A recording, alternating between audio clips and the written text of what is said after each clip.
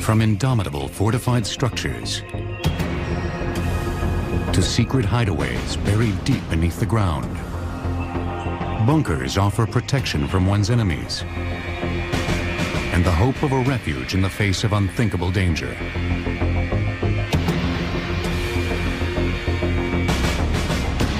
One of the largest, most secret bunkers ever built lies nestled in a lush and remote pocket of the Allegheny Mountains, near White Sulphur Springs, West Virginia. The luxurious Greenbrier Hotel and Recreational Facility is a 5-hour drive from the nation's capital. This 6,500-acre resort is a playground for the rich and famous. The 531-room main hotel is complemented by 3 golf courses and innumerable amenities. But this old Southern-style mansion belies a deep secret. Behind this utility door, marked high voltage to keep out the curious, lies the entrance to one of the largest, most secret bunkers of the Cold War. I'm standing at the wheel of a 25-ton blast door. This is one of 4 entrances into the bunker itself. We're standing at the west tunnel entrance. This particular door, as well as the other 3 doors, all have to be manually operated. It is 10 by 18, 18 inches thick, and it swings freely in closing it to lock it into place.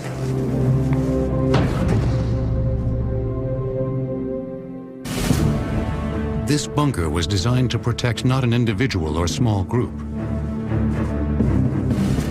but every member of the United States Congress in the event of a nuclear strike. Codenamed Greek Island, the facility was encased by up to 3 feet of steel-reinforced concrete, with portions resting nearly 100 feet beneath the ground. This bunker really was an amazing project in the sense that it was not just a big concrete box. It was a site where a whole segment of the government come down. They could live here, they could sleep here, they could eat here. All their physical needs were taken care of. 18 Spartan dormitories with a capacity of 60 individuals each comprised the core of the bunker. A dining facility able to feed 400 at a time, and chambers large enough to accommodate sessions by both the House of Representatives and Senate completed the complex. Enough food and water were stored to sustain the lawmakers for 60 days. Meanwhile, 42,000 gallons of diesel fuel was available to feed 3 generators, providing power for over a month. For government planners, this seemed a long enough period to ensure delivery of more supplies. Built in 1958, the construction of the Greenbrier bunker was shrouded in secrecy. So the challenge was, the government is asking the Greenbrier and its owners, the Chesapeake and Ohio Railway, to build a huge 112,000 square foot steel reinforced concrete bunker right next to a major luxury resort hotel without anybody noticing what they're doing. So how are we going to do this is the issue. And they come up with a very clever idea, which is we're going to build it right in front of everybody's nose. The plan called for the Greenbrier Hotel to build a new wing. Work on the new building would mask construction of the mammoth subterranean bunker. Tons of excavated earth from beneath the hotel were quietly disposed of by building an additional 9-hole golf course. But the simultaneous construction of the hotel and bunker led to some interesting compromises. An unusual aspect to this secret bunker is that a portion of it, about 1/5 of the square footage, was in fact available to Greenbrier guests. In fact, situations would arise where you'd be standing there and somebody would sort of say, hey, I understand there's a secret bunker at the Greenbrier.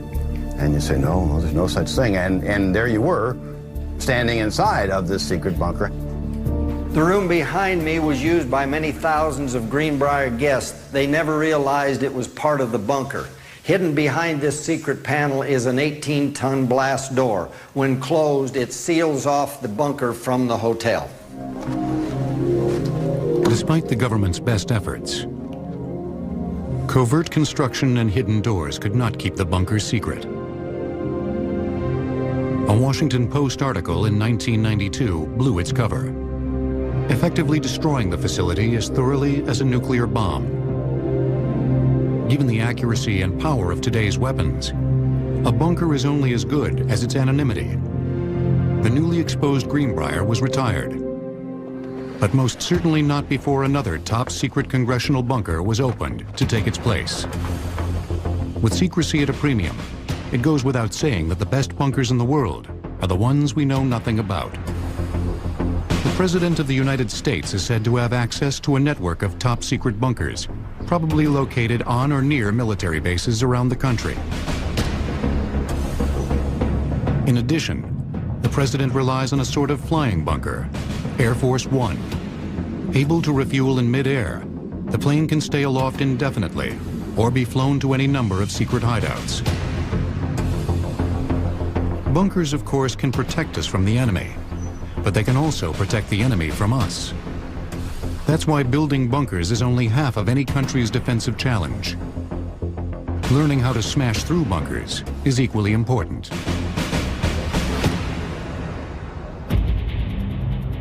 Beneath this desert landscape sits a state-of-the-art fortified defensive position, a military bunker. Safely hidden from sight, the bunker is built of concrete and reinforced steel and protected by tons of earth. But it is about to be utterly destroyed.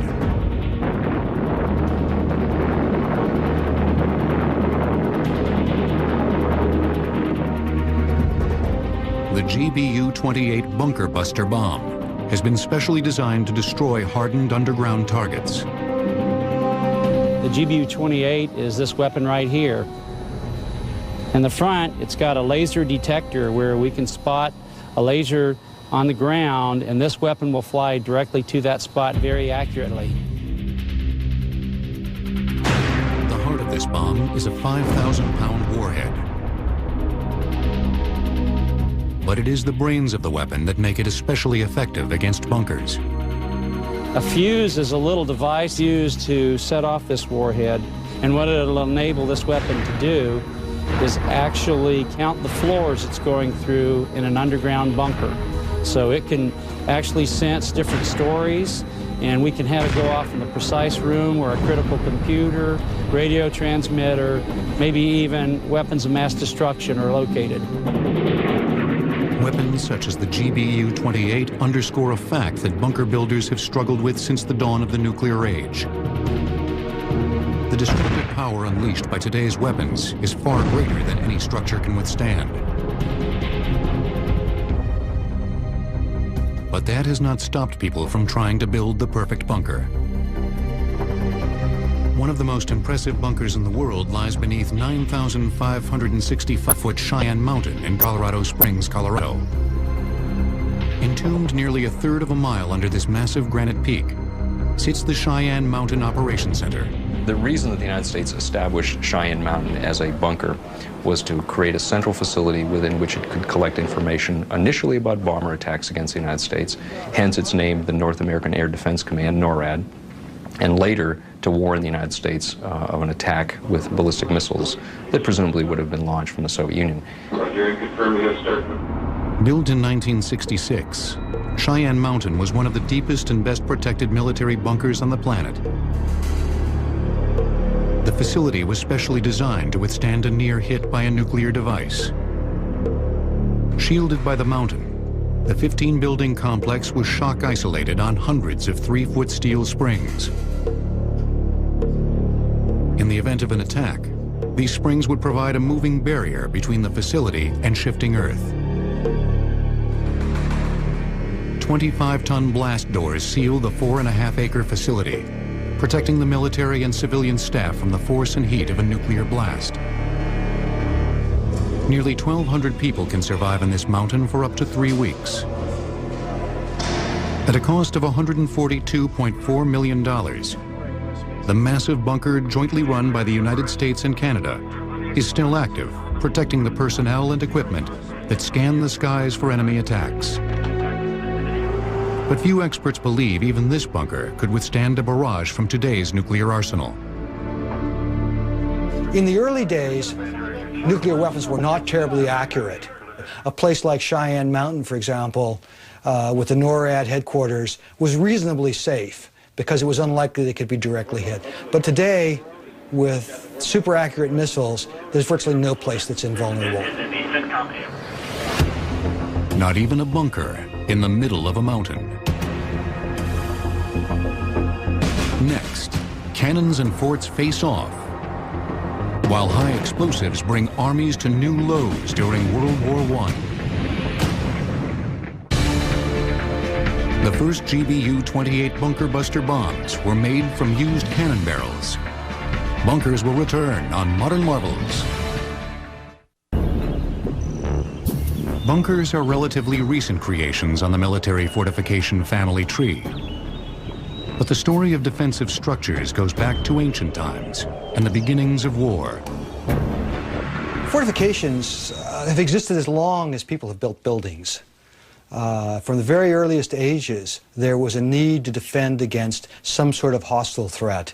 And as technology advanced, the need to improve those defenses to meet that technology also increased. For thousands of years, fortified positions had the upper hand during battle. Ancient siege machines were so ineffective against citadels and walled cities that attacking armies often resorted to treachery. During the legendary Trojan War, the Greeks spent 9 years trying to breach the walls of Troy. They finally succeeded after convincing the Trojans to accept a giant gift horse made of wood. Greek soldiers hidden inside the horse waited until they were safely through the city gates to mount their attack. The clandestine Greeks bear testament to the near invulnerability of early strongholds. From primitive forts of earth and rock to medieval castles of carved stone, these fortifications enabled a relatively small number of defenders to hold off armies many times their size. The first real challenge to defensive superiority came with the invention of the cannon, a powerful yet relatively mobile siege weapon.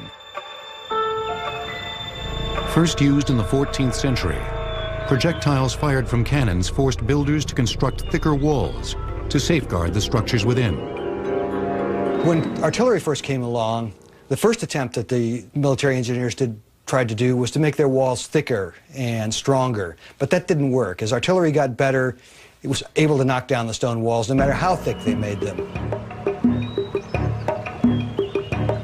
Military engineers responded by sinking fortress walls into the ground, using the earth to absorb a shell's impact. The new defensive technique, coupled with the relative inaccuracy of early artillery, shifted the advantage back to the defender, where it remained well into the 19th century. We've reached a stage where the technology of war makes fixed, known facilities highly vulnerable. Once you have accurate artillery, you have the ability to destroy a facility. It might take you days or weeks, but very few things can withstand long-term assault with artillery. The American Civil War saw the first widespread use of these more accurate weapons. In 1862, just 2 years after the start of hostilities, the Confederate-held Fort Pulaski on Cockspur Island in Savannah, Georgia, bore the brunt of an attack using newly developed rifle-barreled cannons. Union shells fired from these weapons were stunningly accurate. Fort Pulaski's 7.5-foot thick walls were pummeled by artillery fired more than a mile away. The dominance of ramped earth and stone walls was quickly coming to an end. The introduction of high explosives at the end of the 19th century made forts even more obsolete. High explosives were capable of doing great amount of damage, more than any masonry or earth wall could sustain. So then there was a need to develop a new technology to deal with that. And the technology that they came up with was reinforced concrete.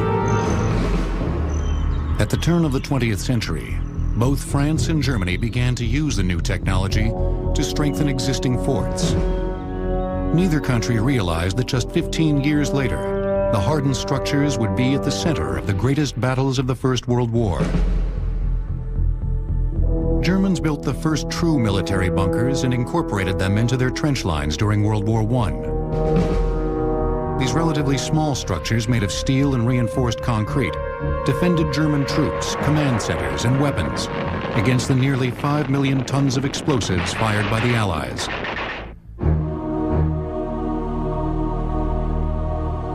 Here in the French countryside lay the remnants of a World War I concrete bunker. Less than 120 kilometers north of Paris, this structure was once part of a 250-mile trench and bunker complex, comprising the famed Western Front. Today, the bunker's rusting steel reinforcing rods protrude from the crumbling concrete shell, as it marks the boundary between a bean patch and a field of wheat. During the war, machine gunners inside these bunkers were blinded by smoke and deafened by the sound of their weapons reverberating off the bare walls. But being inside the bunker was far preferable to being outside. Firing through slits, known as embrasures, bunker gunners took a terrible toll in Allied lives. So hated were the machine gunners that upon surrendering, they were often executed by vengeful soldiers. Still, the bunkers were remarkably successful. One of the reasons that the bunker concept really took hold was the realization that the old-fashioned fort was really a case of putting all of your eggs in one basket. A fort was considered to be a target, and damage to one portion could potentially damage another portion. So you wanted to disperse your defense as much as possible, and that led to putting everything in isolated bunkers. France and Germany each suffered nearly 1.5 million casualties in the Great War. The catastrophic losses prompted both countries to create bunker and defensive line fortifications on an unprecedented scale. The French began construction on the Maginot Line in 1929, a 200-mile defensive barrier that they believed would keep Germany at bay. Stretching over much of the northern and eastern borders of France and incorporating many natural barriers, the mammoth structure may be the greatest bunker complex ever built. The Maginot Line used the theory of a thin, tough skin. A very narrow but very strong line of fortifications that was designed to repulse the enemy. The fortification consisted of a line of strong, mutually supporting, completely self-sufficient bunkers. Armed with machine guns and anti-tank weapons, much of the line bristled with artillery. Some of the structures were connected via tunnel to a subterranean support complex containing a command post, living quarters, storage facilities, and power plant. In short, everything necessary to make them fully independent. The largest structures within the line utilized integrated rail systems to move men and ammunition. Taken as a whole, the Maginot Line was a formidable obstacle to any hostile advance. But it would not fulfill the French desire to keep the Germans out. In 1940, soon after the outbreak of World War II, Hitler's forces completely circumvented the Maginot Line by first invading Luxembourg and Belgium to the north, and then descending into France. Between the wars, the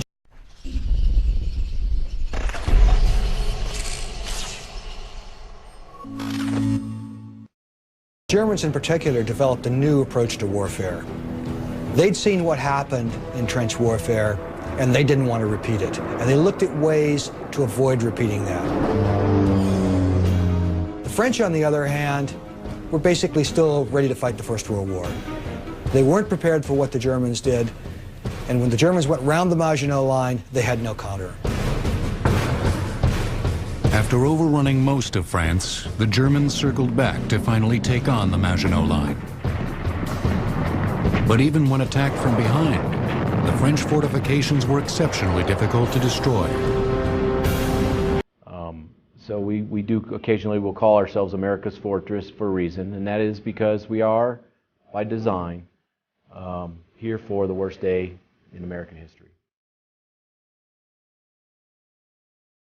We are sitting here today as the #1 DoD rated EMP protected facility.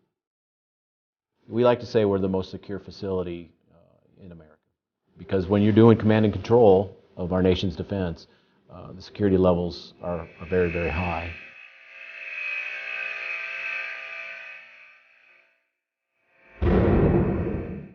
hearing that thud of the blast door shutting that leaves an impression on you that you're inside some place that not everybody can get to, and it's someplace important. So one of the ways I try to describe what Cheyenne Mountain is for, and really kind of an analogy that people can understand why it's here and what our mission is I equate it to the nervous system in the human body. If you sort of see satellites, ground-based sensors around the world, mobile systems that send us signals, all those hundreds and thousands of sensors around the world that send signals back to us to tell us about an airplane, about a missile launch, about stuff in space for our national defense. If you equate those to sort of the nervous system of our body, ground-based sensors, satellites are out there. They're going to be the first things that sense or detect something going on. Then they have to be fed somewhere. And so what Cheyenne Mountain really is sort of becomes the brain stem where all those nerves come into, similar to your body. We correlate that data so that it becomes a coherent message. And then we pass it on then to the decision makers, the national leaders of the United States, the President, the Secretary of Defense, the National Command Authority in the Pentagon. But before they get it, it has to be that correlated. So that's kind of where I look at it as sort of the brainstem of our nervous system. So part of my job as the Deputy Director for the base is kind of like running an underground city. And with that becomes some very unique challenges. And the fire department is one of the most unique fire departments I've ever worked with in my entire career. But likewise, civil engineers, the structural folks have to watch geological movement, rock falls, spalling of the rock in the tunnels. That also presents a very unique mission set.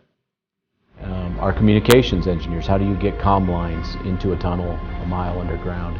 And then the plethora of other base support functions that I have to provide every day. A small chapel, a small hospital, a small dining facility, those life services that you want to bring to the employees that are down here doing the mission. So we always have to keep an eye towards that modernization investment that goes along with the new mission systems, the new mission partners that move in, so that we can continue to provide that national defense for the next 50 years.